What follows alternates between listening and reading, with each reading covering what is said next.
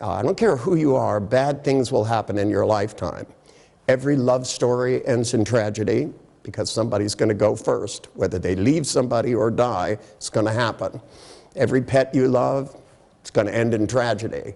So, I mean, part of having good things is that they come to an end. And you know, people lose good jobs. The economy is tough now. A lot of people are having a hard time. It's not so much you're recovering, but you're being determined to go back and find the good stuff. It's, again, not looking backwards. It's not that you drag yourself up and overcome difficulty no matter how bad it feels. It's that the worse things get, the more perseverance you get. Determination is one of the most powerful things I teach most of my clients. They're not determined enough to clean up the inside of their mind and focus on what they want. And all the people that I've ever spoken to, and I really interviewed a lot of people that made it through things that should be impossible. Concentration camps in World War II, prisoners of war camps in Vietnam. I mean, just the worst of the worst things, you know, being kidnapped and tortured. And when I spoke to the people that seemed to have survived these things well, because, see, to me, I'm not somebody that goes and finds out what went wrong. I'm somebody that studies the people who do things successfully. NLP is the study of successful behaviors. It's the study of people who got over fears. It's not the study of how people get fears. I leave that to psychologists. They do an excellent job. My job is to find out how people do these things. And when I've discussed it, there were certain things they had. One is a sense of humor.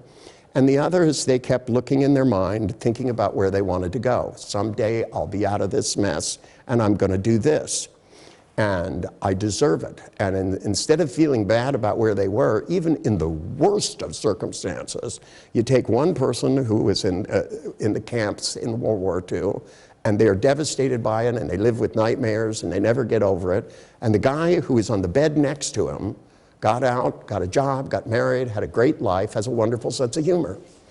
And when I met these, you know, Holocaust survivors, and I realized some of them were devastated by it, and some of them, you know, became impervious to it.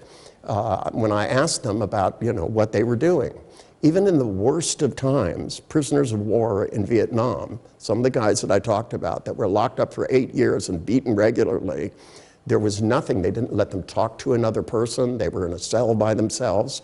So what they did is they went in their brain and they planted a farm. You know, one of them had grown up on a farm and he visualized a field. In his mind slowly plowed the field, put every seed in, and sat and watched it grow. Even when they were beating him on the feet with cane, he was growing his garden and telling himself, someday I'm going to be out of this and I'm going to plant this field for real. And you see, when you make vivid goals that tell you, you know, no matter how bad it is, it's going to be over, as opposed to saying to yourself, I've lost this and I'll never get it back, it's never going to happen. You know, it's the tone of your internal voice and the clarity of your images about the future instead of blowing the past up and making it big and horrible. All the people I meet that are devastated by bad memories are still looking at them. If I came over your house and painted an ugly picture on your wall, you'd paint over it, but yet people leave them in their minds year in and year out. What I do is try to teach people to redecorate the inside of their head so it's futuristic and it's a good place to live.